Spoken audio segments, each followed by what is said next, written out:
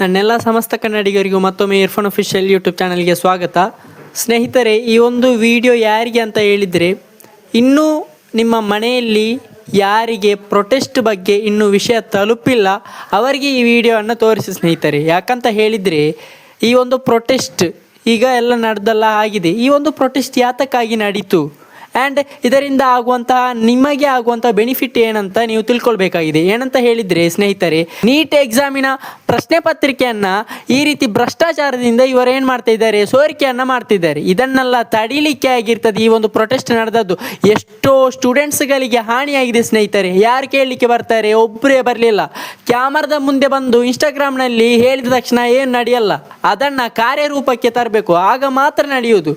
ಇದನ್ನೆಲ್ಲ ನಾವು ಏನು ಮಾಡಬೇಕಂದ್ರೆ ನಮ್ಮ ಒಂದು ಮನಸ್ಸಿನಲ್ಲಿ ಇಟ್ಕೊಳ್ಬೇಕು. ಯಾಕಂತ ಹೇಳಿದರೆ 2029 ಚುನಾವಣೆ ಬರಲಿಕ್ಕಿದೆ. ನೀವು ನಿಮಗೆ ಎಲ್ಲಿ ಈ ಒಂದು ಚಾನ್ಸ್ ಸಿಗ್ತದೆ ಅಂದರೆ ಆ ಒಂದು ದಿನದಂದು, ಆಗ ನೀವು ಸರಿಯಾದ ವ್ಯಕ್ತಿಯನ್ನು ಚುನಾಯಿಸಬೇಕು.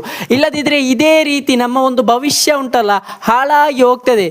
ಇಲ್ಲಿ ನಾನು ಯಾವುದೇ ಒಂದು ವ್ಯಕ್ತಿಯ ಪರ ಆಗಿರ್ಬೋದು ಅಥವಾ ಯಾವುದೇ ಒಂದು ಏನಿದೆ ಸಂಘಟನೆಯ ಪರವಾಗಿರ್ಬೋದು ನಾನು ಮಾತಾಡಲಿಕ್ಕೆ ಹೋಗಲ್ಲ. ನಿಮಗೆ ಗೊತ್ತುಂಟಲ್ಲ ಯಾರು ಚೆನ್ನಾಗಿ ಕೆಲಸ ಮಾಡ್ತಾರೆ, ಯಾರು ನಮ್ಮ ದೇಶವನ್ನು ಅಭಿವೃದ್ಧಿ ಮಾಡ್ತಾರೆ ಅಂತ.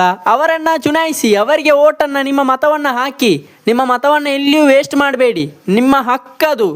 ನಾಳೆ ದಿನ ನೀವು ಓಟ್ ಹಾಕದೆ ಹೋಗಿ ನನ್ನ ಹಕ್ಕು ಅಂತ ಕೇಳಿದರೆ ಪ್ರಯೋಜನ ಏನಿದೆ? ನಿಮ್ಮೊಂದಿಗೆ ಹೇಳಲಿಕ್ಕೆ ಇರುವಂಥದ್ದು ಇಷ್ಟೇ ಸ್ನೇಹಿತರೆ, ನೀವು ಆರಿಸುವಂಥ ಅಥವಾ ಚುನಾಯಿಸುವಂತಹ ರಾಜಕಾರಣಿ ಆಗಿರ್ಬೋದು, ದೇಶವನ್ನು ಆಳುವಂತಹ ಅಧಿಕಾರಿ ಆಗಿರ್ಬೋದು, ಸರಿಯಾದ ಜನರನ್ನು ಆರಿಸಿ. ನಿಮ್ಮ ಹೊಣೆ ಅದು, ನಿಮ್ಮ ಕರ್ತವ್ಯ. ನೀವು ಅಂದರೆ ನಾವು ಮಾಡುವಂತಹ ಒಂದು ದೊಡ್ಡ ತಪ್ಪಾಗಿದೆ ಅದು. ಅದನ್ನು ನಾವು ತಿದ್ದುಪಡಿ ಮಾಡಬೇಕು. ಇಲ್ಲದಿದ್ದರೆ ಇದೇ ರೀತಿ ಎಷ್ಟೋ ಬಲಿಗಳು ನಡೀತದೆ ಸ್ನೇಹಿತರೆ. 20 ಜನ ನೀಟ್ ಎಕ್ಸಾಮಿನಿಂದಾಗಿ ಉಂಟಲ್ಲ ಅವರು ಆತ್ಮಹತ್ಯೆಯನ್ನು ಮಾಡ್ಕೊಳ್ತಾರೆ ಅಂತ ಹೇಳಿದರೆ ಅದೊಂದು ಸಣ್ಣ ವಿಷಯ ಅಲ್ಲ, ನೀವು ತಿಳ್ಕೊಳ್ಬೇಕು. ಇದೇ ನಿಮ್ಮ ಮಕ್ಕಳಾಗಿದ್ದರೆ ನೀವು ಸುಮ್ಮನೆ ಇರ್ತಾ ಇದ್ದೀರಾ? ನಿಮ್ಮ ಕುಟುಂಬದವರು ಸಂಬಂಧಿಕರಾಗಿದ್ದರೆ ನೀವು ಸುಮ್ಮನೆ ಇರ್ತಾ ಇದ್ದೀರಾ? ದೇಶದ ಪ್ರಜೆಗಳು ಸ್ನೇಹಿತರೆ ಈ ರೀತಿ ಆಗಿದ್ದು, ಅದಕ್ಕಾಗಿದೆ ಈ ಪ್ರೊಟೆಸ್ಟ್ ನಡೆದದ್ದು.